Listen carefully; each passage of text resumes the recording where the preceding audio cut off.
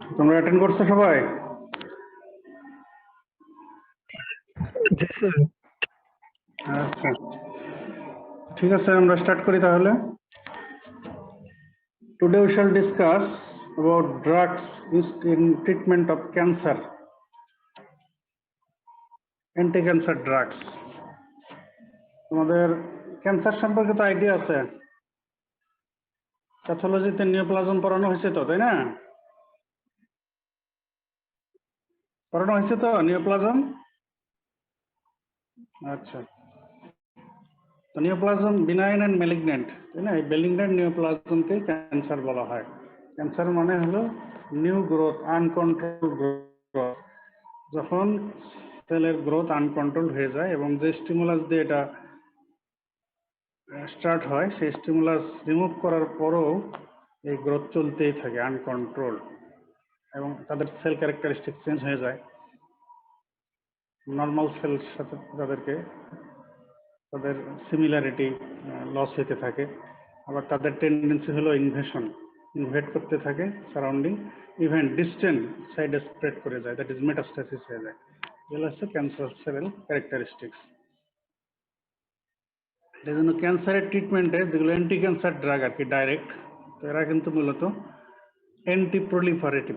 এই যে ক্যান্সার সেলের প্রলিফারেশন, আনকন্ট্রোল প্রলিফারেশন, এগুলোকে কন্ট্রোল করে। এবং uncontrol proliferation of cancer cell, এটাকে, এইসব সেলকে কিল করতে গিয়ে normal rapidly proliferating cells of body, এগুলোকেও কিল করে ফেলে। এই জন্যই অ্যান্টি ক্যান্সার ড্রাগের অ্যাডভার্স ইফেক্টস আমাদের বডিতে অনেক বেশি।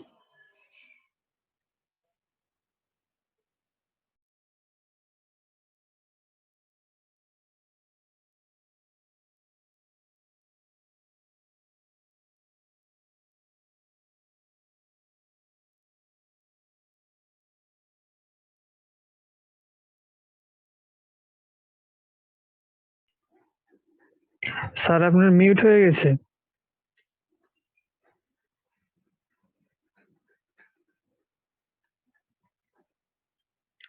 Cancer number one, surgery. যদি কোনো ক্যান্সার আর্লি স্টেজে সার্জারি করে এক্সিশন করা সম্ভব।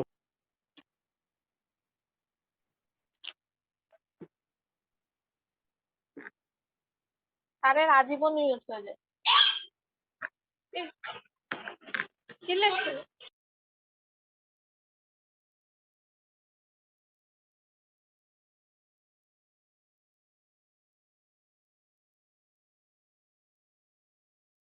Methods of treatment of cancer: number one, surgery; number two, radiotherapy; number three, chemotherapy; number four, endocrine therapy or hormone related therapy, hormone based therapy; then number five, immunological therapy; number six, biological or targeted therapy.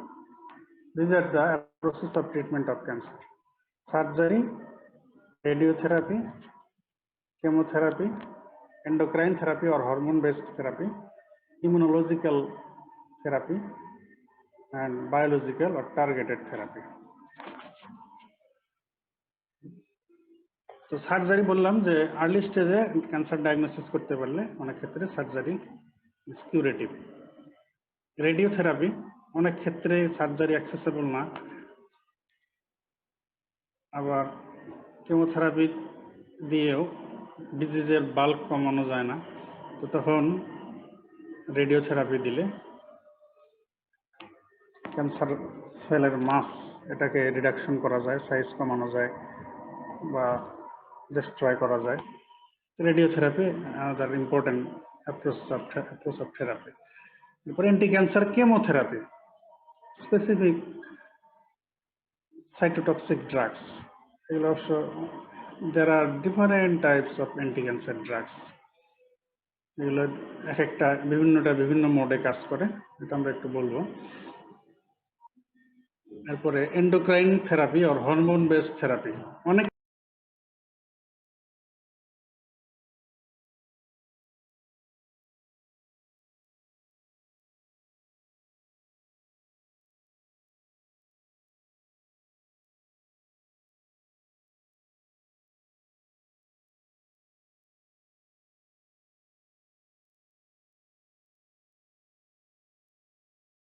Training এসেছিল। আমরা বলতেছিলাম approach of treatment of cancer. Number 1 surgery, number 2 radiotherapy, number 3 chemotherapy, number 4 hormone based therapy or endocrine therapy, number 5 immunological therapy, and number 6 biological or targeted therapy. তো আমরা এখানে surgery, radiotherapy একটু বললাম। এবারে আসি মূল আলোচনা, anti cancer drugs, anti cancer chemotherapy. Classification of anti-cancer drugs. Anti-cancer drugs are classified on the basis of their effect on cell cycle. কিছু কিছু অ্যান্টি-ক্যান্সার ড্রাগ আছে যেগুলো যে সেলগুলো সেল সাইকেলে ট্রাভার্স করতেছে তার উপরে কাজ করে, সেই সব সেলকে কিল করে, ডিস্ট্রয় করে, তাদেরকে বলা হয় সেল সাইকেল স্পেসিফিক এজেন্টস। আর যে সেলগুলো non specific, cell cycle non specific agents, মানে তারা both resting cell and cycling cells, সব ধরনের সেলের উপরে কাজ করে, সব ধরনের সেলকে কিল করতে পারে। Anti-cancer drugs that kill both resting, that is G0 phased cell, and cycling through cell cycle, এই ধরনের সেল সবাইকে কাজ করে, সবার উপরে কাজ করে, সবাইকে কিল করে। Sell cycle specific agents and sell cycle non specific agents. তোমাদের ক্যাটজাংস বেসিক অ্যান্ড ক্লিনিক্যাল ফার্মাকোলজি বইতে এইভাবে একটা ক্লাসিফিকেশন দেওয়া আছে, sell cycle specific agents and sell cycle non specific agents. আমরা ক্লাসিফিকেশনটা একটু করে নেবে, অনেক সময় পরীক্ষায় এইভাবে দিয়ে দেওয়া হয়। তো সেল সাইকেল স্পেসিফিক এজেন্টস এর মধ্যে কিছু আছে অ্যান্টিমেটাবোলাইট, যেমন মেথোট্রেক্সেট। অ্যান্টিমেটাবোলাইটের নাম আসলে অ্যান্টি ক্যান্সার ড্রাগের লিস্টে সবার আগে মেথোট্রেক্সেট চলে আসে। Methotrexate 5-fluorouracil 6-marcaptopurine, methotrexate 5-fluorouracil 6-marcaptopurine, এগুলো হচ্ছে antimetabolites. Another group of cell cycle specific agent epipodophyllotoxin, এই গ্রুপের মধ্যে ইটোপোসাইট। অ্যান্টি ক্যান্সার ড্রাগের নামগুলো কিন্তু একটু টাফ, এগুলো তোমাদের আস্তে আস্তে দেখতে দেখতে পড়তে পড়তে তোমার একটু মনে আসবে, প্রথম অবস্থায় একটু কঠিন লাগতে পারে। ট্যাক্সেন্স গ্রুপ, এটা এই গ্রুপের মধ্যে আছে paclitaxel, docetaxel, paclitaxel, docetaxel. Vinca alkaloid, vinca derivative কিছু অ্যালকালয়েড আছে, vincristine, vinblastine. Antitumour antibiotic bleomycin, antitumour antibiotic bleomycin. These are the cell cycle specific agents. এবারে cell cycle non specific agents, এর মধ্যে অ্যালকাইলেটিং এজেন্টস আছে কিছু, বুসালফান, মেলফেলান, থায়োটেপা, cyclophosphamide, আইফসফামাইড। বুসালফান, মেলফেলান, থায়োটেপা, cyclo. অনমিউট করেন।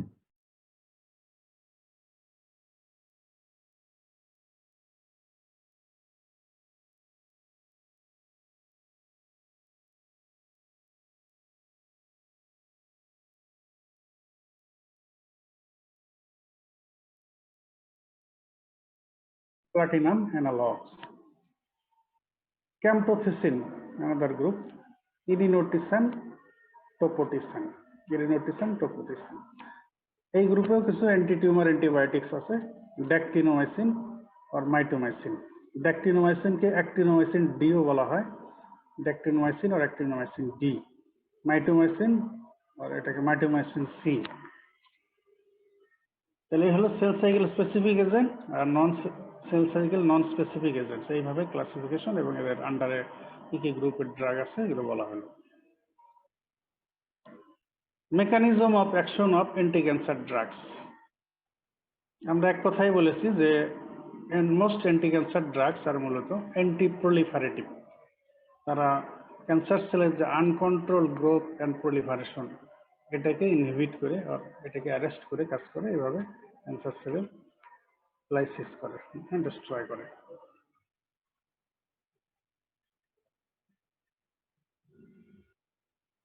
এর মধ্যে আরো একটি স্পেসিফিকেশন যদি বলা হয় মেকানিজমের মধ্যে, যেমন alkylating agent and related compound, যেগুলো এগুলো ডিএনএ এর সঙ্গে, ক্যান্সার সেলের ডিএনএ এর সঙ্গে কোভ্যালেন্ট বন্ড তারা বাইন্ড করে, বাইন্ড করে ডিএনএ রেপ্লিকেশন হ্যাম্পার করে। ক্যান্সার সেলে এভাবে অ্যান্টি ক্যান্সার ইফেক্ট দেয়। তাহলে covalent bond with DNA of cancer cell দ্বারা বাইন্ড হয়ে ক্যান্সার সেলের ডিএনএ রেপ্লিকেশন ইম্পেয়ার করে। এই হচ্ছে alkylating agent and related compound, যেগুলো এদের মেকানিজম অফ অ্যাকশন। আর অ্যান্টি মেটাবোলাইট যেগুলো, যেমন methotrexate 5-fluorouracil 6-marcaptopirin, they either block or destabilize pathways in DNA synthesis. DNA সিনথেসিসের পাথওয়ে ব্লক করে এরা কাজ করে। সাইটোটক্সিক অ্যান্টিবায়োটিক যেগুলো আমরা বললাম, অ্যান্টিটিউবার অ্যান্টিবায়োটিক হিসেবে কিছু বললাম, ব্লিওমাইসিন, ড্যাক্টিনোমাইসিন, মাইটোমাইসিন, এগুলো they inhibit DNA or RNA synthesis or causes fragmentation of DNA chain or interfere with RNA polymerase, thus inhibit transcription. DNA or RNA synthesis inhibit করে, অথবা ডিএনএ চেইন ফ্র্যাগমেন্টেশন করে, অথবা ডিএনএ পলিমারেজ ইনহিবিট করে transcription প্রসেসকে inhibit করে। দুইটা গ্রুপের ড্রাগকে একত্রে বলা হয় mitotic spindle poison, vinca alkaloids and taxane. এই দুইটা গ্রুপ, vinca alkaloids and taxane, two groups are collectively known as mitotic spindle poison. মাইটোসিসের সময় স্পিন্ডল ফর্মেশন হয়, এটা তোমরা মাইটোসিস মিওসিসে দেখে এসছো। তো এটাকে ইনহিবিট করে, মাইটোটিক স্পিন্ডলের জন্য তারা পয়জন হিসেবে কাজ করে, এই জন্য এদেরকে বলা হচ্ছে মাইটোটিক স্পিন্ডল। তো আলটিমেটলি তারা কি করে, they inhibit mitosis of cancer sales.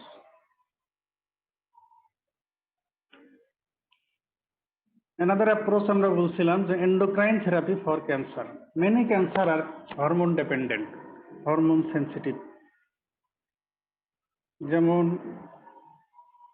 Lymphoma, leukaemia, prostate cancer, ovarian cancer, breast cancer, এগুলোর সাথে কিন্তু হরমোনের রিলেশন আছে। কিছু আছে হরমোন ডিপেন্ডেন্ট, তার মানে হলো কোনো এক হরমোনের এক্সেসিভ স্টিমুলেশনের কারণে, এক্সেসিভ ইফেক্টের কারণে হয় কোনো হরমোনের, এই ধরনের আছে। আর কিছু আছে যে হরমোন অ্যান্টি ক্যান্সার ড্রাগস, আদার অ্যান্টি ক্যান্সার ড্রাগস, মূল অ্যান্টি ক্যান্সার ড্রাগসগুলোর সাথে কোনো হরমোন আর হরমোন অ্যাগনিস্ট বা অ্যান্টাগনিস্ট দিলে তাহলে অ্যান্টি ক্যান্সার ইফেক্ট আরো ভালো পাওয়া যায়। এই জন্য অ্যান্টি ক্যান্সার কেমোথেরাপির শিডিউলের সঙ্গে কিছু কিছু ক্ষেত্রে হরমোন, যেমন স্টেরয়েড আর আদার হরমোন, এগুলো অ্যাড করা হয়েছে। তো আমরা কিছু এক্সাম্পল দিই, যেমন প্রেডনিসোলন, এটা একটা কর্টিকোস্টেরয়েড, আমাদের স্টেরয়েড করানো হয়েছে এর আগে। তো এটা এমনিতে তো আমরা জানি অ্যান্টি ইনফ্লামেটরি, ইমিউনোসাপ্রেসিভ এজেন্ট হিসেবে ভ্যারাইটিজ অফ ডিজিজে এটা ইউজ করা হয়। তো এটার অ্যানাদার টাইপ অফ ইউজ হচ্ছে adjunct in treatment of cancer, যেমন haematological malignancy, specially lymphoma, leukaemia, multiple myeloma, এগুলোতে কিন্তু আদার অ্যান্টি ক্যান্সার ড্রাগসের সঙ্গে অ্যাডজাঙ্ক্ট হিসেবে স্টেরয়েড, যেমন প্রেডনিসোলন, ইউজ করা হয়। অ্যান্টি অ্যান্ড্রোজেন ড্রাগস, বাইক্যালুটামাইড, ফ্লুটামাইড,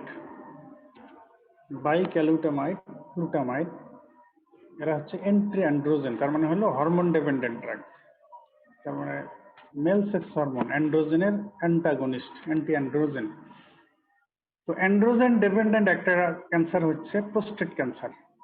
এটাতে অ্যান্ড্রোজেনিক অ্যাক্টিভিটি বেশি হয়ে প্রোস্টেটিক হাইপারপ্লাসিয়া হয়, ইনিশিয়ালি ডিসপ্লাসিয়া হয়, আলটিমেটলি নিওপ্লাসিয়া হয়, প্রোস্টেট ক্যান্সার হয়ে যায়। এই জন্য এখানে অ্যান্টি অ্যান্ড্রোজেন থেরাপি দিলে ইফেক্টিভ। এই জন্য anti androgen like bicalutamide, flutamide are used in treatment of prostate cancer. তাছাড়া tamoxifen is an example of anti-estrogen drug. Anti-estrogen drug যেগুলো আছে তার মধ্যে একটা হচ্ছে ট্যামোক্সিফেন। এস্ট্রোজেন ডিপেন্ডেন্ট টিউমারের একটা এক্সাম্পল হচ্ছে ব্রেস্ট ক্যান্সার। এজন্য ব্রেস্ট ক্যান্সারের ট্রিটমেন্টে এই ট্যামোক্সিফেন অ্যান্টি-এস্ট্রোজেন ড্রাগ ইউজ করা হয়। এগুলো হচ্ছে কিছু hormone used in treatment of some cancers that are hormone sensitive cancer. আমরা বললাম হেমাটোলজিক্যাল ম্যালিগন্যান্সি কিছু, লিম্ফোমা, লিউকেমিয়া, সেটাতে স্টেরয়েড প্রেডনিসোলন ইউজ হয়। প্রোস্টেট ক্যান্সারে অ্যান্টি অ্যান্ড্রোজেন, বাইক্যালুটামাইড, ফ্লুটামাইড ইউজ করা হয়। অ্যান্ড ব্রেস্ট ক্যান্সারে অ্যান্টিস্ট্রোজেন ড্রাগ ট্যামোক্সিফেন ইউজ করা হয়। অ্যান্টি ক্যান্সার কেমোথেরাপির রিলেশনে বা ক্যান্সার কেমোথেরাপি দিলে, ক্যান্সারের ট্রিটমেন্ট দিলে অলওয়েজ আমরা দেখি, অলমোস্ট অলওয়েজ, যে শুধু সিঙ্গেল ড্রাগ দিয়ে কোনো cancer chemotherapy, anti cancer chemotherapy দেওয়া হয় না। ইউজুয়ালি কম্বিনেশন দেওয়া হয়। কম্বিনেশন অ্যান্টি ক্যান্সার কেমোথেরাপি, এই নিয়ে আমরা একটু বলি। কম্বিনেশন দেওয়ার বেনিফিট কি বা আমাদের উদ্দেশ্য কি? আমরা যেহেতু বললাম মেকানিজম অফ অ্যাকশনে যে almost all anti cancer drugs are anti proliferative, তারা ক্যান্সার সেলের প্রলিফারেশনকে ব্লক করে, ইনহিবিট করে কাজ করে। এবং এই করতে গিয়ে আমাদের বডিতে যে নর্মালি হাইলি প্রলিফারেটিং সেলস আছে সেগুলোর প্রলিফারেশনও তারা ইনহিবিট করে, এবং এই কারণে জেনারেলাইজড অ্যাডভার্স ইফেক্ট পেশেন্টের বডিতে হয়। এই জন্য আর আরেকটা ব্যাপার হলো যে ক্যান্সার সেলের একটা প্রপার্টিও আছে যে যেহেতু ক্যান্সারের বিষয়টা সেলুলার লেভেলে যেটা দিয়ে শুরু হয় সেটা হচ্ছে জিন লেভেলে মিউটেশন। জিন লেভেলে মিউটেশন। তো কিছু আছে যে যেসব জিন যখন প্রোটো-অনকোজিন মিউটেশন হয়ে অনকোজিন হয়ে যায়, গ্রোথ প্রমোটিং অনকোজিন, তারা আনকন্ট্রোল গ্রোথ অ্যান্ড প্রলিফারেশন করে। আবার কিছু আছে অ্যান্টি ক্যান্সার জিন, এগুলো মিউটেশন হয়ে তখন আর অ্যান্টি ক্যান্সার ইফেক্ট থাকে না। আবার কিছু আছে জিন দ্যাট রেগুলেট অ্যাপোপ্টোসিস, এগুলো সাপ্রেশন হয়ে যায়। এইভাবে জেনেটিক লেভেলে মিউটেশন হয়ে তো আসলে ক্যান্সার হয়। এই জন্য যেখানে জেনেটিক লেভেলে এত মিউটেশন হচ্ছে, এত চেঞ্জ হচ্ছে, তার মানে বোঝা যায় ক্যান্সার সেলের জিন লেভেলে চেঞ্জ এটা খুবই কমন।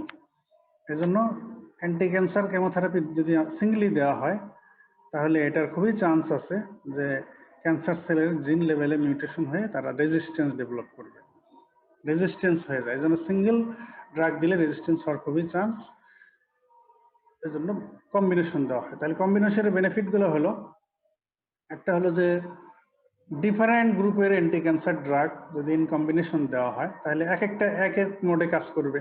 কোনোটা হলো হয়তো ডিএনএ লেভেলে কাজ করলো, ডিএনএ রেপ্লিকেশনে কাজ করলো, কোনোটা হয়তো ট্রান্সক্রিপশন লেভেলে কাজ করলো, কোনোটা ট্রান্সলেশন লেভেলে কাজ করলো, এক একটা এক এক লেভেলে কাজ করলো, কোনোটা হলো অ্যান্টিমেটাবোলাইট হিসেবে কাজ করলো। তাহলে ডিফারেন্ট মেকানিজম অফ অ্যাকশন এখানে অ্যাপ্লাই হবে যদি ডিফারেন্ট গ্রুপের anti cancer drug in combination দেওয়া হয়।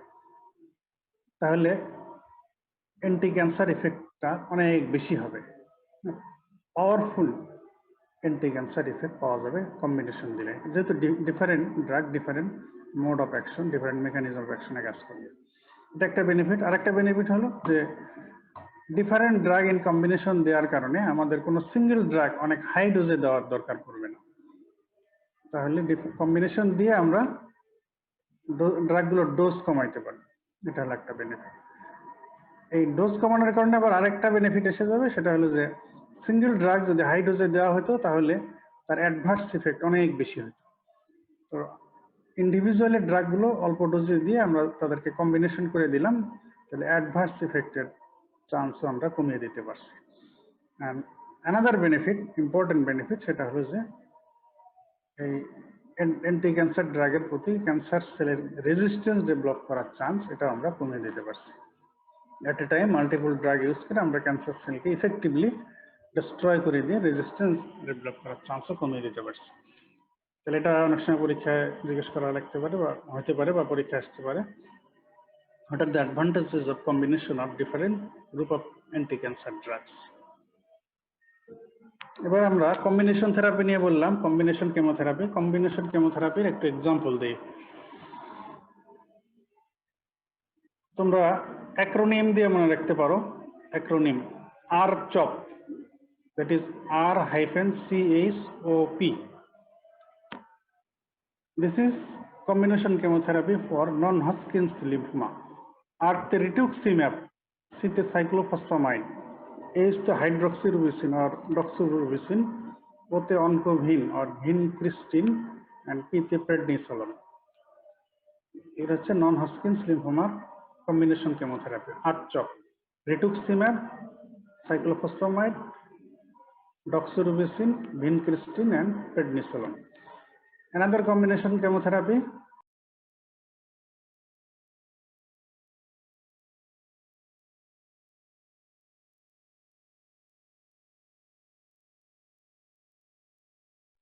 স্যার মিউট হয়ে গেছেন।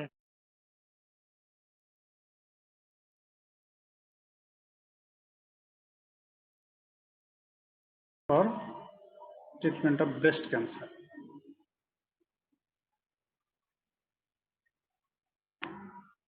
এবারে আসি most important question from this chapter that you have to face in exam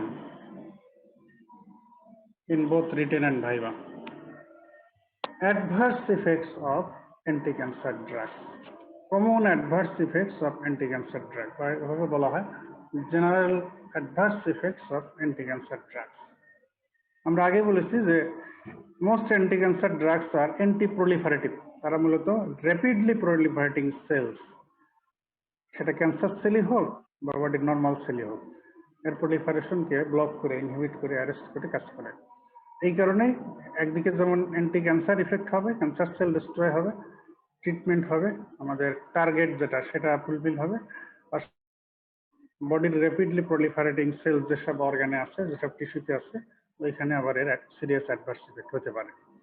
anti cancer chemotherapy দিলে অ্যাডভার্স ইফেক্ট কমন, এটা ধরেই নেওয়া হয় যে হবেই।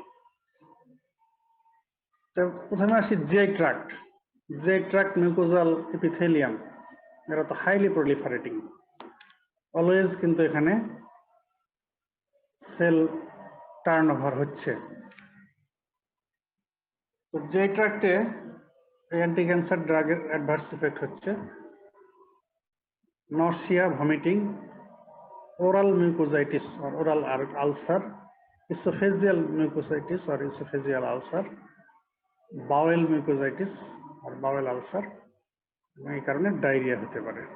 তাহলে জিআই ট্র্যাক্টে অ্যান্টি ক্যান্সার ড্রাগের অ্যাডভার্স ইফেক্ট হচ্ছে nausea, vomiting, oral mucositis or oral ulcer, esophageal mucositis or esophageal ulcer, bowel mucositis or bowel ulcer, and diarrhea.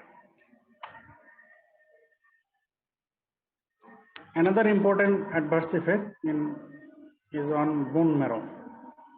Bone marrow, hematopoietic stem cells, they are highly proliferating cells. So anti-cancer drug important adverse effect এখানে হয়, that is bone marrow suppression হয়ে যায়. This is also very common.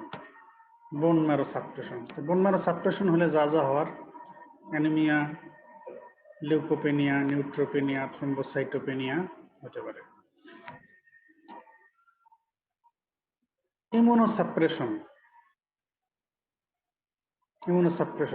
Lymphocyte, neutrophil, এইসব sell তো ইমিউনিটিতে involve.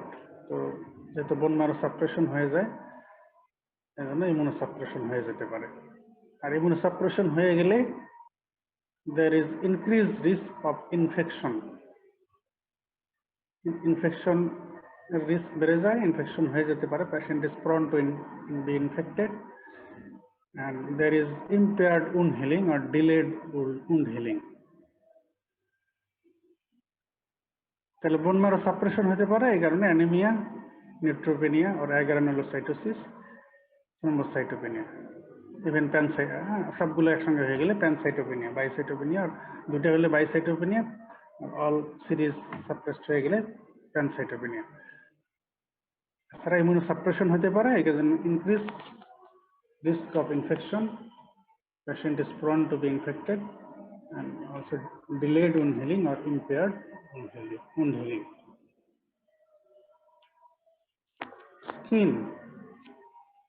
Skin erythema হতে পারে, skin ulceration হতে পারে, skin erythema, skin ulceration. Alopecia, hair ফলিকলের উপরে সাপ্রেসিভ ইফেক্টের কারণে হেয়ার ফলিকুলার সেল এগুলো ডিস্ট্রয় হওয়ার কারণে অ্যালোপেশিয়া হতে পারে। স্কিনের erythema, skin ulceration, alopecia. Pulmonary সিস্টেমে পালমোনারি ফাইব্রোসিস হতে পারে। Cardiac adverse effect, cardiac arrhythmia, heart failure, myocarditis, pericarditis, এগুলো কোনো এটা সবটাতে হয় না, কিছু এটা একটা পরে বলবো অবশ্য আমি যে কার্ডিওটক্সিক অ্যান্টি ক্যান্সার ড্রাগস কোনটা এটা একটা দুটো গ্রুপ আছে যেগুলোর ক্ষেত্রে কার্ডিওটক্সিসিটি হতে পারে। তো তার মধ্যে দেখা যায় cardiac arrhythmia, myocarditis, pericarditis, even pericardial effusion, heart failure হতে পারে।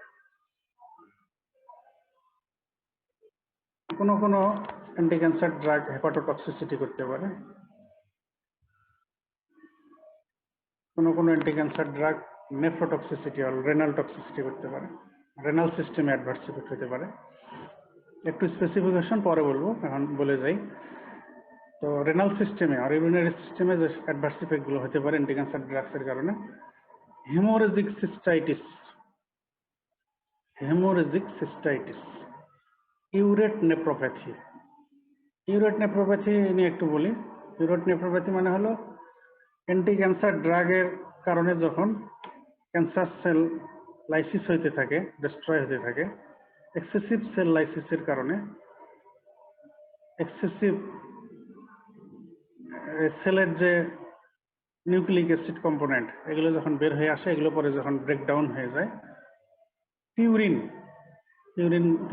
বের হয়ে আসে ব্রেকডাউন হয়ে, এই পিউরিন আবার ফার্দার মেটাবলিজম হয়ে এক্সেসিভ ইউরিক অ্যাসিড ফর্মেশন হতে পারে। এই ইউরিক অ্যাসিড ইউরেট হিসেবে রেনাল টিউবুল ব্লক করে দিতে পারে, তখন এটাকে বলা হচ্ছে ইউরেট নেফ্রোপ্যাথি। এই কারণে রেনাল ইম্পেয়ারমেন্ট, রেনাল ফেলিউর হতে পারে। তাহলে haemorrhagic cystitis, urate nephropathy, renal impairment. এবারে আসে রিপ্রোডাক্টিভ সিস্টেমে। ফিমেল রিপ্রোডাক্টিভ সিস্টেমে অ্যামিনোরিয়া হতে পারে। বোথ মেল অ্যান্ড ফিমেল দুই ক্ষেত্রে প্রিম্যাচিউর গোনাডাল ফেলিউর হতে পারে, দ্যাট ইজ গোনাডাল টক্সিসিটি। আর গোনাডাল টক্সিসিটি হয়ে গোনাডাল ডিসফাংশন, গোনাডাল ফেলিউর যদি হয়ে যায়, বাইলেটারাল হয়ে যায়, তাহলে স্টেরিলিটি হতে পারে।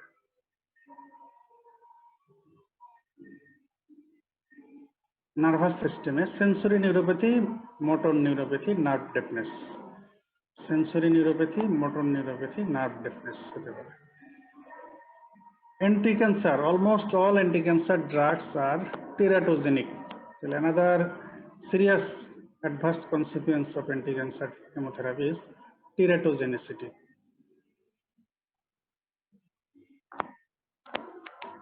Now an important কথা সেটা হলো যে anti-cancer drugs themselves are oncogenic. তার মানে anti-cancer drug গুলো নিজেরাই আবার another type of ক্যান্সারের জন্য দায়ী হতে পারে, ক্যান্সার করে ফেলতে পারে। This is known as secondary malignancy. কোনো প্রাইমারি ম্যালিগন্যান্সি ট্রিটমেন্টে অ্যান্টি ক্যান্সার কেমোথেরাপি দেওয়া হলো, তো ওই পেশেন্টের মধ্যে আবার সেকেন্ড ম্যালিগন্যান্সি আর সেকেন্ড ক্যান্সার ডেভেলপ করলো, সেকেন্ডারি ম্যালিগন্যান্সিও হতে পারে অ্যান্টি ক্যান্সার ড্রাগের কারণে। These are the generalized adverse effect of anti-cancer drugs. Number 1 বলেছি যে ট্র্যাক্টে অ্যাডভার্স ইফেক্ট গুলো, nausea, vomiting, anorexia, oral ulcer, oesophageal ulcer আর mucositis, bowel mucositis, ulcer, diarrhoea. এরপরে বললাম বোন ম্যারো সাপ্রেশন, এই কারণে অ্যানিমিয়া, নিউট্রোপেনিয়া, থ্রোম্বোসাইটোপেনিয়া হতে পারে, ইমিউনোসাপ্রেশন হতে পারে, এই কারণে tendency to infection is increased, risk of infection increased, impaired or delayed wound healing, pulmonary fibrosis, cardiac arrhythmia, pericarditis, myocarditis, pericardial effusion, heart failure, hepatotoxicity, renal toxicity, renal system and hemorrhagic cystitis, urate nephropathy, renal impairment, reproductive system amenorrhea, premature gonadal failure, even sterility. Nervous সিস্টেমে sensory neuropathy, motor neuropathy, nerve deafness. Then teratogenicity and last of all বললাম secondary malignancy. Solid অর্গানের malignancy treatment করতে গিয়ে সাধারণত যেটা হয়, solid organ যেমন সেটা লাং ক্যান্সার হোক বা লিভার ক্যান্সার হোক বা রেনাল সেল কার্সিনোমা হোক বা এনি আদার সলিড অর্গানের ক্যান্সার ট্রিটমেন্ট, ক্যান্সারকে অ্যান্টি ক্যান্সার কেমোথেরাপি দিলে সাধারণত সেকেন্ডারি ম্যালিগন্যান্সি হিসেবে হেমাটোলজিক্যাল ম্যালিগন্যান্সি গুলো হয়। তার মধ্যে লিম্ফোমা খুবই কম সেকেন্ডারি ম্যালিগন্যান্সির মধ্যে। এবার আমরা বলি কার্ডিওটক্সিক অ্যান্টি ক্যান্সার ড্রাগস। তোমরা কি অ্যাটেন্টিভ আছো? জি স্যার। হ্যাঁ, কি বলছি? Cardiotoxic anti cancer drugs. এটা কিন্তু অনেক সময় আলাদাভাবে জিজ্ঞেস করা হয়, what are the cardiotoxic anti cancer drugs.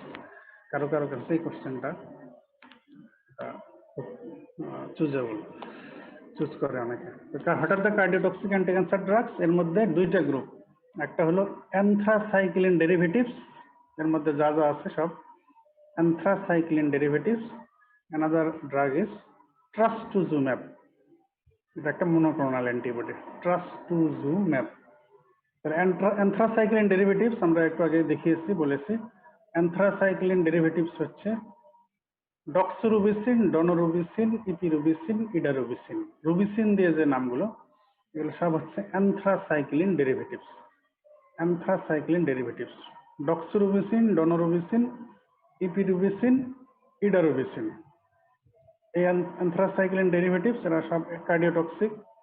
and another group, another monoclonal antibody used as anti-cancer drug, সেটা হচ্ছে ট্রাস্টুজুম্যাব।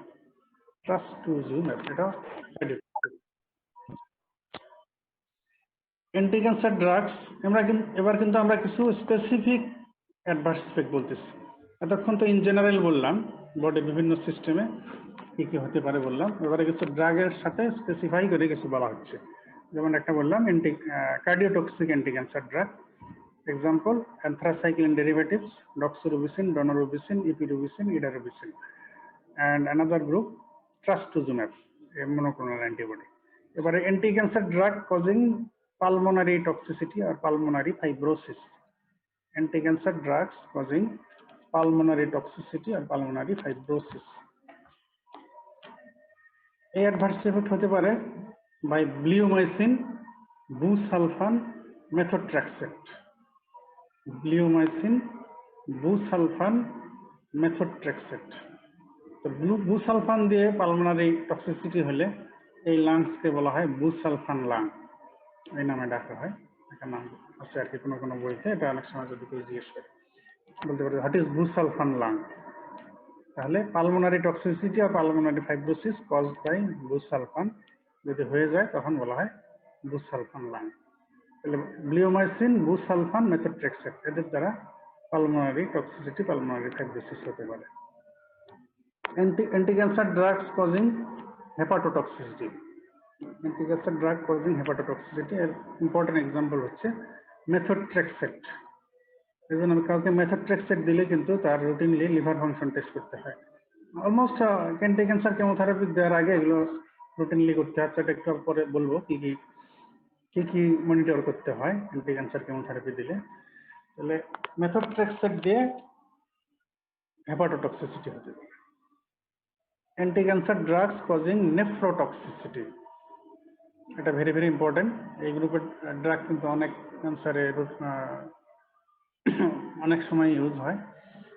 Platinum analogues, platinum analogues, carboplatin, oxaliplatin, carboplatin, oxaliplatin, cisplatin. এর মধ্যে সিসপ্লাটিনটা হলো অনেক ওল্ড ড্রাগ, পরবর্তীতে আসছে carboplatin and oxaliplatin. Cisplatin, carboplatin, oxaliplatin. These are platinum analogs and they may cause nephrotoxicity.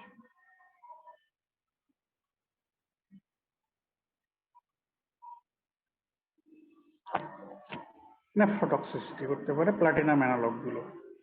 Anti-cancer drugs causing hemorrhagic cystitis.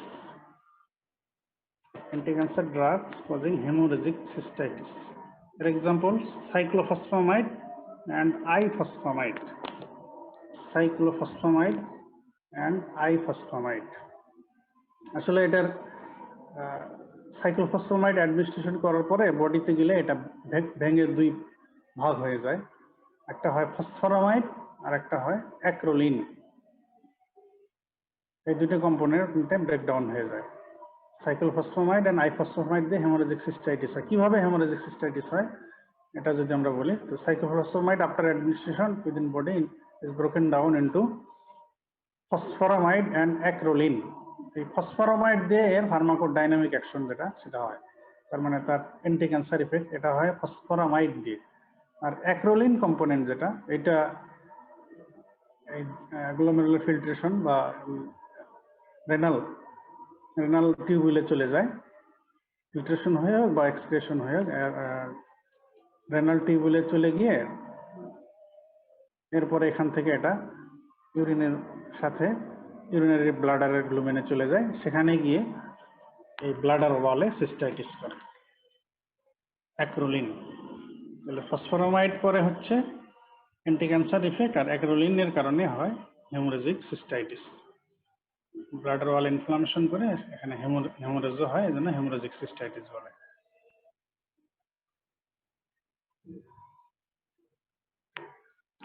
Now important question, এটা তোমাদের পরীক্ষায় ধরা হয় এবং রিটেনেও আসে। আমরা যে অনেকগুলো অ্যাডভার্স ইফেক্টস বললাম অ্যান্টি ক্যান্সার ড্রাগসের, আবার ক্যান্সারের ইনসিডেন্স এখন তো অনেক বেড়েও গেছে, ক্যান্সারের ট্রিটমেন্ট তো করতে হয়, এবং এখন অনেক ক্যান্সারের ট্রিটমেন্ট, আগে এক সময় ক্যান্সারের ট্রিটমেন্ট বেশি দিতে চাওয়া হতো না, বা রোগীরাও চাইতো না, ডাক্তাররাও যেহেতু অনেক ব্যয়বহুল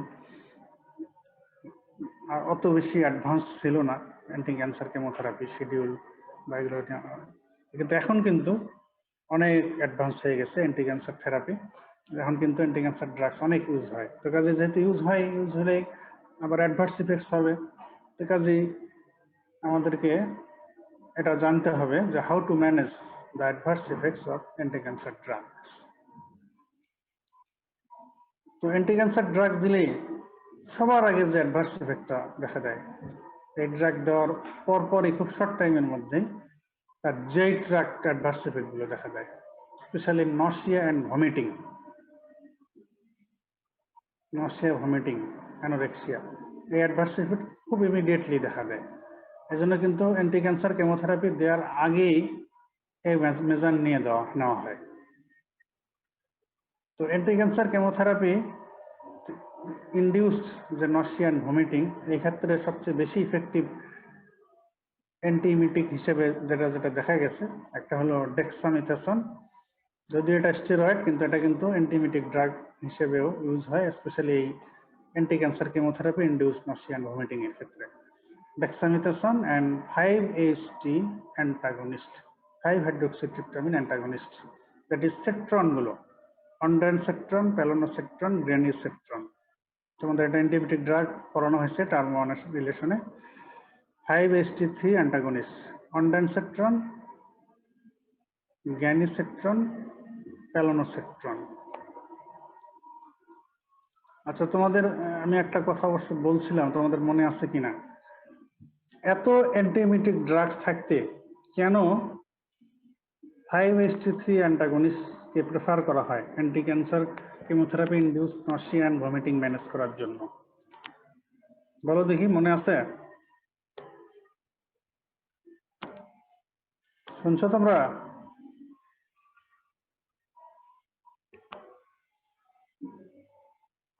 কথা বলো দেখি।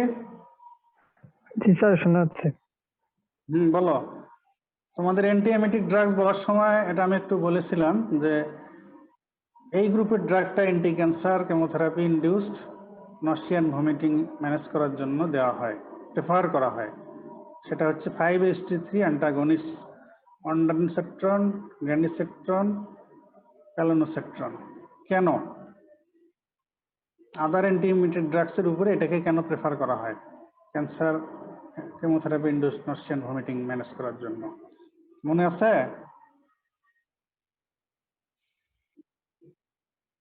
মনে আছে কি না বলো, কথা তো বলবা।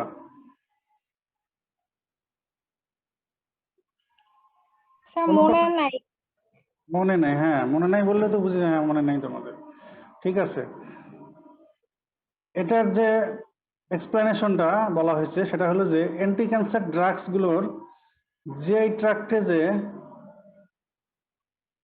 এন্টারোক্রোমাফিন লাইক সেলস আছে, এন্টারোক্রোমাফিন লাইক সেলস থেকে কি রিলিজ হয়? Serotonin sir. Serotonin or five hydroxytryptamine. তো এই অ্যান্টি ক্যান্সার ড্রাগস গুলোর এই ইসিএল এন্টারোক্রোমাফিন লাইক সেলের উপরে ইফেক্ট হচ্ছে যে তারা ওই সেলগুলো থেকে 5-HT3 অর সেরোটোনিন রিলিজ করায়, এটাকে এনহ্যান্স করে। আর ওই 5-HT3 এর ইনফ্লুয়েন্সেই নসিয়া এন্ড ভমিটিং হয়। তো এই জন্য যেহেতু এটা এই মেকানিজমের সাথে এটা ডাইরেক্টলি রিলেটেড যে 5-HT3 এর কারণে নসিয়া এন্ড ভমিটিং হচ্ছে, তো আমরা 5-HT3 অ্যান্টাগনিস্ট যদি ইউজ করি তাহলে ইফেক্টিভলি এই নসিয়া এন্ড ভমিটিং ম্যানেজ হয়ে যাবে। এই জন্যই anti cancer chemotherapy induced nausea and vomiting এর ক্ষেত্রে 5-HT3 antagonist are preferred over other antiemetic drugs. এছাড়া ডেক্সামিথাসোনও ইউজ করা হয়। সাধারণত এই dexamethasone injection anti cancer chemotherapy start করার আগেই দিয়ে দেওয়া হয়।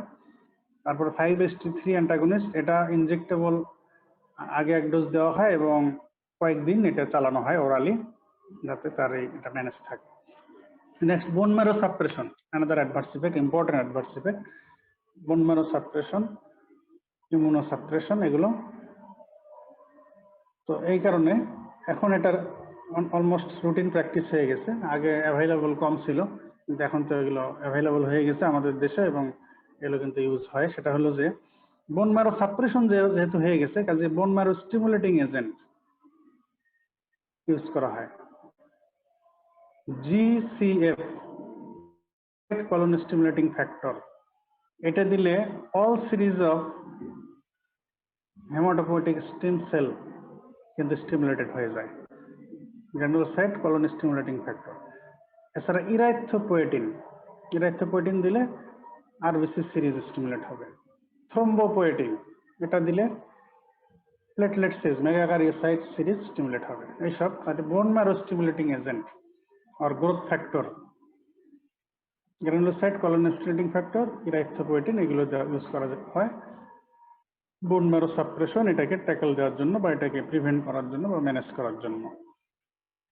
Haemorrhagic cystitis, another adverse effect আমরা বলেছি হেমোরেজিক সিস্টাইটিস। আমরা বললাম এই যে ফসফরামাইড আর অ্যাক্রোলিনে ব্রেকডাউন হয়ে সাইক্লোফসফামাইড দিয়ে এগুলো হতে পারে, অ্যাক্রোলিনের জন্য এটা হয়। তো এই জন্য এটার ম্যানেজমেন্ট হচ্ছে অ্যাডিকুয়েট হাইড্রেশন। যদি অ্যাডিকুয়েটলি হাইড্রেট করে ইউরিন আউটপুট বাড়ায় দিয়ে ওই টক্সিক যে অ্যাক্রোলিন এটাকে বেশি এক্সক্রেট করে দেওয়া সম্ভব হয়, তাহলেও এটার একটা ম্যানেজমেন্ট হবে। আর এডিশনালি ড্রাগ হিসেবে মেজনা একটা ড্রাগ, এটা যদি দেওয়া হয় মেজনা ওই অ্যাক্রোলিনকে নিউট্রাল করে ফেলে। তাহলে adequate hydration and by use of Mesna, hemorrhagic cystitis can be managed. Next, cardiotoxicity. Anti-cancer drug আমরা একটু আগে বললাম anthracycline derivatives, doxorubicin, daunorubicin, epirubicin, edarubicin, and trastuzumab, another group. এদের দ্বারা কার্ডিওটক্সিসিটি হতে পারে, যেন এটাকে ম্যানেজ করার জন্য একটা ড্রাগ ইউজ করা যেতে পারে, সেটা হলো ডেক্সরাজোক্সেন।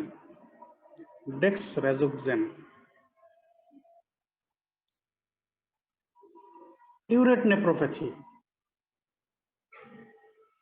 নেপ্রোপ্যাথি আমরা একটু আগে মেকানিজম একটু বলেছি। ইউরেট নেপ্রোপ্যাথি কিভাবে হয়?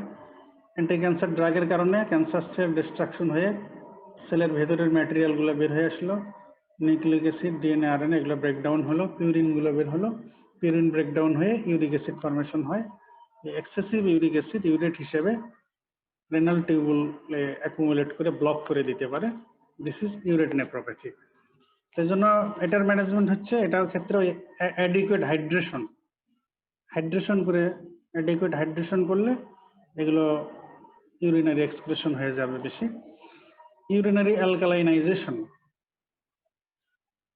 এখানে একই কথা, অ্যাসপিরিনকে বেশি ওভারডোজ হয়ে গেলে এক্সক্রিট করার জন্য যেমন ইউরিন অ্যালকালাইনাইজেশন একটা ম্যানেজমেন্ট, একটা অ্যাপ্রোচ অফ ট্রিটমেন্ট।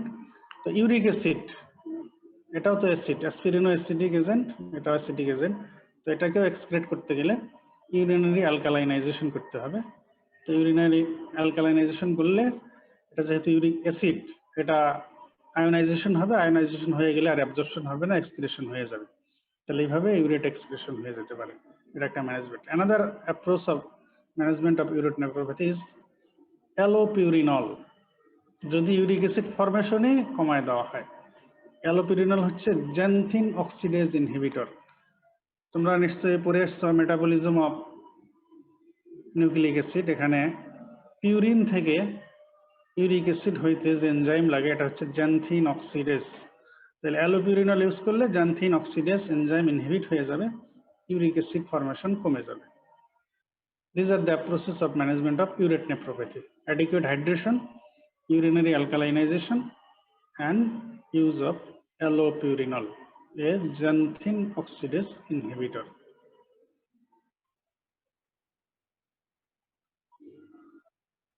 অ্যালোপেশিয়া, আসলে অ্যালোপেশিয়া মেনি অ্যান্টি ক্যান্সার ড্রাগসের অ্যাডভার্স ইফেক্ট। এটা অবশ্য ম্যাক্সিমাম ক্ষেত্রে টেম্পোরারি।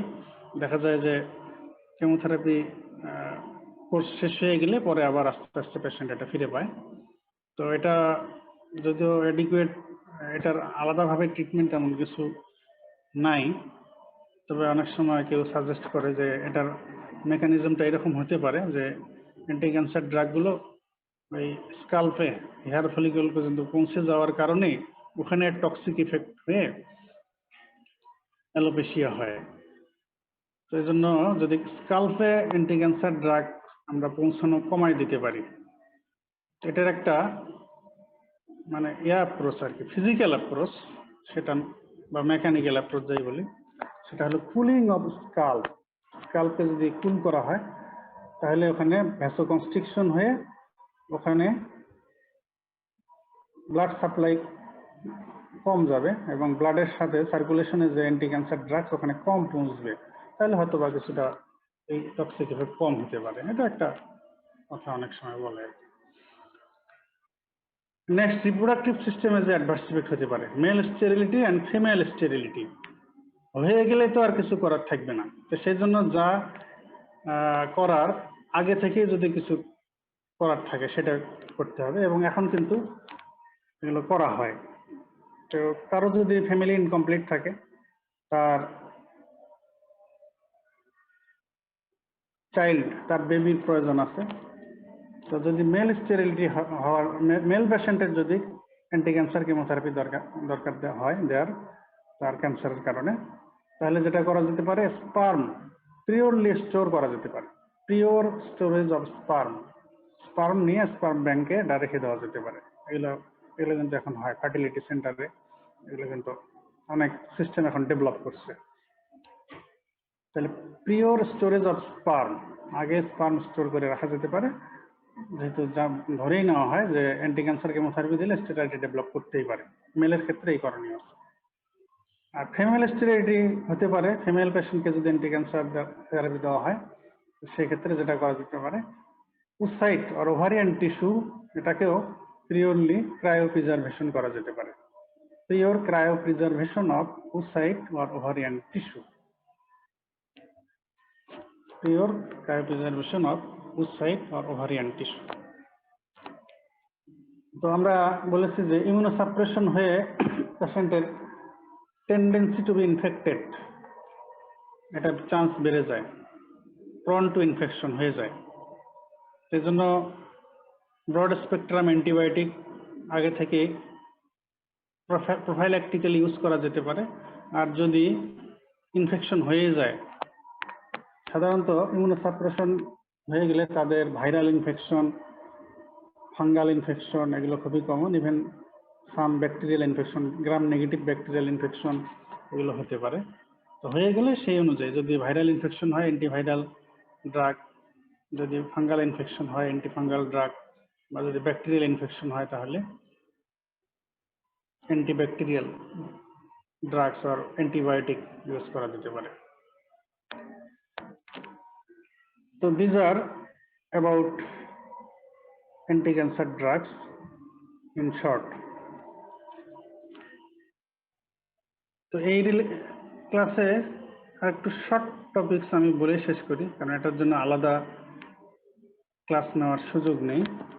সেটা হলো ইনফ্লামেটরি ডিজিজে কি কি ড্রাগ ইউজ করা যেতে পারে। Chronic inflammatory disease, specially chronic inflammatory rheumatic disease, তোমাদের আমরা এ যাবৎ যা ডিসকাস করেছি তার নলেজ থেকে তোমরা আগে বলো দেখি, ক্রনিক ইনফ্লামেটরি ডিজিজে কি কি গ্রুপের ড্রাগ ইউজ করা যেতে পারে বলো। Non-steroidal anti-inflammatory drugs. Non steroidal anti inflammatory, এর নামের মধ্যেই আছে অ্যান্টি ইনফ্লামেটরি, তাহলে এটা একটা অ্যান্টি ইনফ্লামেটরি ড্রাগ, NSAID। আর কর্টিকোস্টেরয়েড, কর্টিকোস্টেরয়েড তো অ্যান্টি ইনফ্লামেটরি আর ইমিউনোসাপ্রেসিভ ড্রাগস, তাই না? Very good. এনিথিং মোর? Drug modifying anti-inflammatory. আর কিছু? Drug modifying. Disease modifying anti-rheumatic drugs, disease modifying anti-rheumatic drugs, ঠিক আছে? তাহলে যদি তোমাদের জিজ্ঞেস করা হয় যে drugs, name the drugs that can be used in treatment of chronic inflammatory diseases or chronic inflammatory rheumatic diseases, বললে তো আরো কথাই নেই, chronic inflammatory diseases। তাহলে এখানে NSAID একটা group, next corticosteroids, next DMARDs। তো DMARDs এর মধ্যে আবার দুই ধরনের আছে, এগুলো আছে ওল্ড, যেগুলোকে বলা হয় কনভেনশনাল DMARDs, আর কিছু আছে নিউয়ার, এগুলো মূলত ইমিউনোলজিক্যালি বেসড ডেভেলপ করা হয়েছে, cytokine based or immunology based বা ইমিউন সেল বেসড ড্রাগ কিছু ডেভেলপ করা হয়েছে, মনোক্লোনাল অ্যান্টিবডি এই জাতীয়। এগুলোকে বলা হয় বায়োলজিক DMARD বা সংক্ষেপে শুধু বায়োলজিক্স। তাহলে DMARD যেগুলো পুরনো এগুলোকে কনভেনশনাল DMARD বলা হয় বা সংক্ষেপে শুধু DMARD বলা হয়, আর যেগুলো এই newer biological drug, biological DMARD যেগুলো, এগুলোকে বায়োলজিক্যাল DMARD বলা হয় বা সংক্ষেপে শুধু বায়োলজিক্স এইভাবে বলা হয়। তাহলে আমরা পাইলাম NSAIDs, corticosteroids, DMARDs and biologics। এর মধ্যে DMARD নিয়ে একটু তোমাদের জানতে হবে। DMARD এর ইলাবোরেশন হচ্ছে disease modifying anti rheumatic drugs, এটাকে কিন্তু সংক্ষেপে DMARDs বলা হয়। এটাকে আবার অনেক সময় আরেকটা নামেও বলা হয়, সেটা হচ্ছে slow acting anti rheumatic drug, SAARDs, মানে slow acting anti rheumatic drugs. কারণ এই ড্রাগগুলো দেওয়ার পরে, যেমন NSAID বা স্টেরয়েড দিলে এটার ইফেক্ট কিন্তু খুব তাড়াতাড়ি পাওয়া যায়, NSAID ইফেক্ট খুব তাড়াতাড়ি, স্টেরয়েড কোনোটা আছে তাড়াতাড়ি পাওয়া যায়, কোনোটা একটু সময় লাগে। কিন্তু DMARD গুলো এরা কিন্তু অ্যাডমিনিস্ট্রেশনের পরে 1-2-3 দিন বা এক সপ্তাহের মধ্যে এটার কোনো ইফেক্ট পাওয়াই যায় না, 2-3 সপ্তাহ, কারণ ইউজুয়ালি বলা হয় যে 3 সপ্তাহ লাগে মিনিমাম এর ইফেক্ট স্টার্ট হইতেই, এবং ফুল রেসপন্স পাইতে আরো সময় লাগে 6 সপ্তাহ বা তার বেশি। এজন্য এদেরকে বলা হয় ইন আদার নেম এটাকে ডাকা হয় SAARDs, slow acting anti rheumatic drugs.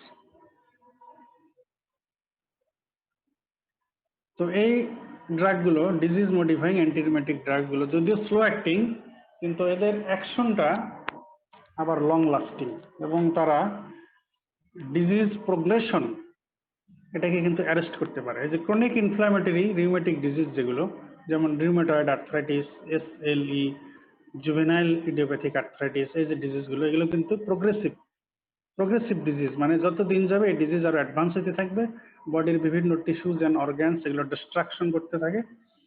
যেমন জয়েন্টের ক্ষেত্রে, বোন অ্যান্ড জয়েন্টের ক্ষেত্রে বোন ডিস্ট্রাকশন অ্যান্ড জয়েন্ট ডিফর্মিটি এগুলো কিন্তু হতে থাকে ডে বাই ডে। এই যে ক্রনিক্যালি যে প্রোগ্রেশন এই ডিজিজের, এই প্রোগ্রেসিভনেস এটাকে অ্যারেস্ট করতে পারে বা প্রিভেন্ট করতে পারে DMARD যদি দেওয়া হয়। এবার আসি আমি DMARD এর নামগুলো, ভেরি ভেরি ইম্পর্টেন্ট, নাম মনে রাখতে হবে, কয়েকটা নাম মনে রাখো, আমি বলি এখন যতটা পারো মনে রাখো। Methotrexate, sulfasalazine. মেথোট্রেক্সেট কিন্তু আমরা সাইটোটক্সিক ড্রাগ আর অ্যান্টি ক্যান্সার ড্রাগ হিসেবেও দেখিয়েছি, এটা আবার ডিএমএআরডি লিস্টেও আছে। তাহলে methotrexate, sulfasalazine, hydroxychloroquine, azathioprine, cyclosporine, leflunomide, tofacitinib, mycophenolate, mofetil, cyclophosphamide, penicillamine, gold, অনেকগুলো আছে। তাহলে মেথোট্রেক্সেট, সালফাসালাজিন, হাইড্রোক্সিক্লোরোকুইন, এই তিনটে মাস্ট মনে রাখতেই হবে। মেথোট্রেক্সেট, সালফাসালাজিন, হাইড্রোক্সিক্লোরোকুইন, এছাড়া azathioprine, cyclosporine, লেফলুনোমাইড, mycophenolate, mofetil, cyclophosphamide, penicillamine, gold. তো এগুলোর ইন্ডিভিজুয়াল ডিসকাশন করলে এটা তোমাদের জন্য অনেক ব্রড হয়ে যাবে, তোমাদের এই লেভেলে অত দরকার নাই। আমি কমন কিছু কথা মনে রাখার জন্য বলতেছি। Common uses of DMARD. Common uses of DMARD, commonly কোন কোন ডিজিজে ডিএমএআরডি ইউজ করা হয়? Rheumatoid arthritis, SLE, systemic lupus erythematosus, juvenile idiopathic arthritis, psoriatic arthritis. এই কয়েকটা মনে রাখতে পারো। Rheumatoid arthritis, SLE, psoriatic arthritis, juvenile idiopathic arthritis. Common adverse effects of DMARDs. Common adverse effects of DMARDs. Common adverse effect, DMARD দিলেই এগুলো হলো আসলে small molecule agent. এরা আসলে মূলত immune system, inflammatory and immune system এর উপরে suppressive effect এর মাধ্যমে কাজ করে। এজন্য কমন অ্যাডভার্স ইফেক্ট হচ্ছে bone marrow suppression and immunosuppression. Bone marrow suppression and immunosuppression. আর বোন ম্যারো সাপ্রেশন, ইমিউনোসাপ্রেশন হলে এর সিকুয়েলি যা যা হতে পারে তা হতে পারে। অ্যানিমিয়া হতে পারে, লিউকোপেনিয়া, নিউট্রোপেনিয়া হতে পারে, হিমোসাইটোপেনিয়া। এই কারণে ইনফেকশন বেশি হতে পারে, ব্লিডিং হতে পারে। ইমিউনোসাপ্রেশনের জন্য যা যা হতে পারে। হেপাটোটক্সিসিটি, এটা অবশ্য common adverse effect of DMARDs. তাহলে bone marrow suppression, immunosuppression and hepatotoxicity. তাহলে মনিটর কি কি করতে হবে? তো যেহেতু এটার সাথে কিন্তু মনিটরিংটাও রিলেটেড। যেহেতু কমন অ্যাডভার্স ইফেক্ট হচ্ছে bone marrow suppression, immunosuppression and hepatotoxicity, তাহলে মনিটরিংও করতে হবে ওগুলো চেক করার জন্য। বোন ম্যারো সাপ্রেশন, ইমিউনোসাপ্রেশন চেক করার জন্য ফুল ব্লাড কাউন্ট করতে হয়। আর হেপাটোটক্সিসিটি মনিটর করার জন্য লিভার ফাংশন টেস্ট, এগুলো করতে হয়। তাহলে মনিটর করতে হয় ডিএমএআরডি দিলে ফুল blood count and liver function test. তো এই ডিএমএআরডি গুলোর মধ্যে মেথোট্রেক্সেটটাই সবার আগে এর নামে আসে এবং মনে করা হয় যে যত ডিএমএআরডি আছে এগুলো তো স্লো অ্যাক্টিং সবই, তার মধ্যে স্লোর মধ্যে অন্যগুলোর চাইতে এটার অ্যাকশনটা একটু আগে পাওয়া যায়, মেথোট্রেক্সেট। তো এটা ইউজ করা হয় rheumatoid arthritis, juvenile idiopathic arthritis and psoriatic arthritis. Methotrexate আমরা বলেছি এটা অ্যান্টিমেটাবোলাইট, তার মানে এটা ফোলেট অ্যান্টাগনিস্ট হিসেবে কাজ করে। তো মেথোট্রেক্সেটের ক্ষেত্রে একটা কথা তোমাদের ফর ইউর প্র্যাকটিক্যাল লাইফ, যদি এই লেভেলে হয়তো বা পরীক্ষায় নাও আসতে পারে বা জিজ্ঞেস নাও করা হতে পারে, কিন্তু তোমাদের প্র্যাকটিক্যাল লাইফে এটা ভুল করলে চলবে না, মনে রাখতে হবে। সেটা হলো ডিএমআরডি হিসেবে এইসব ক্রনিক ইনফ্ল্যামেটরি রিউমেটিক ডিজিজের ট্রিটমেন্টে যখন মেথোট্রেক্সেট দেওয়া হয়, এটা ডোজিং শিডিউল কিন্তু ওয়ান্স উইকলি ডোজ, সপ্তাহে একদিন দেওয়া হয়। এটা কিন্তু ভুল করে যদি প্রেসক্রিপশনে কেউ লিখে দেয় ডেইলি, তাহলে কিন্তু এটা মারাত্মক ভুল হবে। তাহলে মেথোট্রেক্সেট ট্যাবলেট, এটার ডোজিং ফ্রিকোয়েন্সি শিডিউল হচ্ছে ওয়ান্স উইকলি, সপ্তাহে একদিন। এবং এটা দিলেই ইট ইজ রুটিন প্র্যাকটিস যে মেথোট্রেক্সেট দিলেই তাকে ফলিক অ্যাসিডও দিয়ে দেওয়া হয়, তবে সেটা একদিন পরে, অ্যাটলিস্ট 24 hours লেটার। আজকে তো বলাই হলো যে উইকলি ডোজ। তো যদি আজকে মেথোট্রেক্সেট দেওয়া হয় তাহলে ফলিক অ্যাসিড দিতে হয় পরের দিন, কারণ এই যে এটা দিলে আমরা জানি যে বোন ম্যারো সাপ্রেশন হয়, ইমিউনো সাপ্রেশন হয়, এই কারণে ফলিক অ্যাসিড সাপ্লিমেন্টেশন দিতে হয়, co prescription of folic acid 1 day later, একদিন পরে, কারণ সাথে সাথে দিলে আবার এটা ওর অ্যাকশনকে অ্যান্টাগোনাইজড করে ফেলবে, ওটা আবার আমরা যে পারপাসে দিলাম সেটা আবার পাবো না। তো common adverse effect of DMARD তো বললামই, তো তারপরে মেথোট্রেক্সেট নিয়ে একটু আলাদা বলি। মেথোট্রেক্সেটের কমন অ্যাডভার্স ইফেক্ট হচ্ছে নসিয়া, ভমিটিং, ম্যালেজ, মানে যে tract adverse effect, nausea, vomiting, malaise. এছাড়া bone marrow suppression, immuno suppression তো আছেই, hepatotoxicity and acute pulmonary toxicity, pneumonitis. তাহলে adverse effects of methotrexate: nausea, vomiting, malaise, bone marrow suppression, immuno suppression, hepatotoxicity, acute pulmonary toxicity or pneumonitis.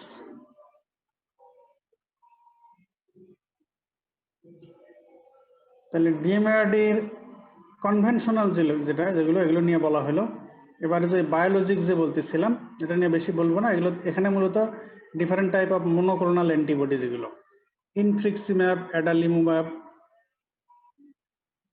ইটেনারসেপ, rituximab, এগুলো certolizumab, golimumab, different type of monoclonal antibody, এগুলো biologics এর মধ্যে। আচ্ছা, এখানে একটা important কথা বলি। এই বায়োলজিক এজেন্ট যেগুলো, যেমন বললাম ইনফ্লিক্সিম্যাব, অ্যাডালিমুম্যাব, সার্টোলিজুম্যাব, গোলিমুম্যাব, রিটুক্সিম্যাব, এগুলোর রুট অফ অ্যাডমিনিস্ট্রেশন কি হবে বলো তো? কি তোমাদের কোনো ক্লাসে এটা কোনো রিলেশনে একটু বলছি আমি, দেখি তোমাদের মনে আছে কিনা। প্যারেন্টালি দিতে হয়েছে। প্যারেন্টাল রুটে কেন? প্রোটিন যেহেতু এরা প্রোটিন ছাড়া তো কাজে ওরালি দিলে তো তারা ডাইজেস্ট হয়ে যাবে প্রোটিলাইটিক এনজাইম দ্বারা। ওই ইনসুলিনের ক্ষেত্রে যে কথা একই কথাই। তাহলে দে মাস্ট বি গিভেন প্যারেন্টারালি। এগুলো ম্যাক্সিমাম কিন্তু সাবকিউটিনিয়াস দেওয়া হয় বা কোনো কোনোটা আইভি দেওয়া হয়। আচ্ছা, এখানে ডিমিআরডি যখন বললামই এই কথাটা বলে তোমাদের শেষ করে দিই আমি আজকে। ডিমিআরডিও কিন্তু অ্যান্টি ক্যান্সার ড্রাগের মতো এই ড্রাগগুলো কিন্তু হাইলি টক্সিক, এর অ্যাডভার্স ইফেক্ট অনেক বেশি, আমরা এখনই দেখলাম। বোন marrow suppression, immuno suppression, hepatotoxicity, pulmonary toxicity, এগুলো হয়। তো কাজেই এবং প্রেগনেন্সিতে ম্যাক্সিমাম ডিমিআরডি টিরাটোজেনিক, ফিটাল টক্সিসিটি করে, টিরাটোজেনিসিটি করে, এই জন্য প্রেগনেন্সিতে কিন্তু ম্যাক্সিমাম ডিএমআরডি কন্ট্রাইন্ডিকেটেড। এটা একটু বলি যে প্রেগনেন্সিতে কন্ট্রাইন্ডিকেট কোন DMARD that are contraindicated in pregnancy: methotrexate, leflunomide, cyclophosphamide, mycophenolate, mofetil, gold. Methotrexate, cyclophosphamide, leflunomide, mycophenolate, mofetil and gold. These DMARDs are contraindicated in pregnancy. আর দুই তিনটা ডিএমআরডির ব্যাপারে বলা হয়, they can be used in pregnancy if needed, দরকার হলে use করা যেতে পারে। তার মধ্যে hydroxychloroquine, sulfasalazine and azathioprine. Hydroxychloroquine, sulfasalazine, azathioprine. These 3 DMARDs may be used in pregnancy if needed. আর বায়োলজিক্স যেগুলো, এই যে মনোক্লোনাল অ্যান্টিবডি বায়োলজিক্স, এগুলোর ব্যাপারে বলা হয় they are relatively safe in pregnancy, যেহেতু তারা protein, they are relatively safe in pregnancy মনে করা হয়। এবারে DMARDs in breast feeding, lactating মাদারের ক্ষেত্রে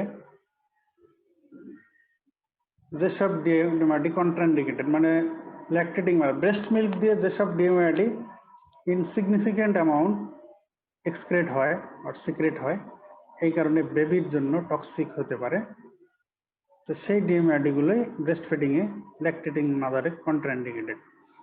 সেগুলো হচ্ছে methotrexate, leflunomide and cyclophosphamide. Methotrexate, leflunomide and cyclophosphamide. আচ্ছা, তোমাদের সময় শেষ হয়ে গেছে, আমার বলাও শেষ হয়ে গেছে। তাহলে আমরা আজকে drugs use in treatment of cancer and last of all in short about DMRD including biologics বললাম। ওকে, নেক্সট ক্লাস কবে করবা? স্যার ওই বৃহস্পতিবারে।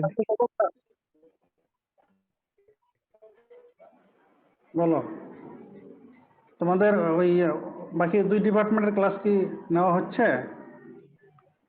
না স্যার, মাইক্রো সম্ভবত কালকে থেকে হবে। আর প্যাথোলজি ওনার একটু ল্যাপটপের সমস্যা, তো উনি একটু দেরি নেবে। আচ্ছা, মাইক্রোবায়োলজি ক্লাস হলে তো উনি তো 10টা থেকে নেন, তাই না? হ্যাঁ স্যার, 10টা থেকে নেন। ঠিক আছে। আচ্ছা, যদি মাইক্রোবায়োলজি ক্লাস কালকে হয় তাহলে আর আমি তোমাদের না নেই, তোমরা তাহলে পরশু দিন করো ক্লাস, ঠিক আছে? জি স্যার। নাকি পরে করতে চাও তোমরা? 12টার দিকে করতে চাও কালকে?